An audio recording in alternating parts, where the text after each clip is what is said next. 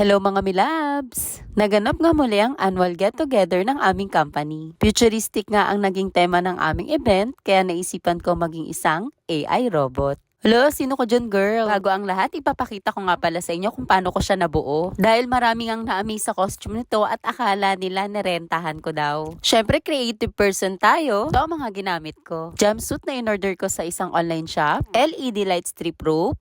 E700 adhesive. Isa nga rin pala ito sa mga madalas kong abangan na event sa company namin. Sinimulan ko na ngang ilatag itong jumpsuit para ilagay yung LED strip rope. Para mas madali at makita ko yung strip, nilagyan ko na rin siya ng battery. Blue light nga yung pinili ko kasi yun yung main color talaga ni primer at yun yung nakita kong color ng magiging event namin. Yung E700 adhesive pala yung magandang gamitin sa mga tela. Actually, ginamit ko na rin siya sa mga dati kong costume. Isang buong araw ko nga rin pala ginawa itong costume. Hindi naman ganun kahirap kasi nakahulma na yung damit at ididikit na lang yung strip rope. At ito na nga yung final outcome nung ginawa kong costume. So, ayun na nga, nung nakita at pinost ko nga sa social media, ang daming nagtatanong kung nakuha ko nga daw yung best dress. Actually, hindi ako nakapag-entry para sa best dress kasi late na ako dumating. Hindi na ako na-picture nung photoman kaya wala akong copy nila. But anyway, masaya pa rin naman ako kahit hindi ko nakuha yung award dahil maraming naka-appreciate, maraming na-amaze at maraming natuwa sa suot kong costume. Na kahit hindi ko nakuha yun, ay pakiramdam ko ako pa rin yung nanalo dahil sa mga praises nila.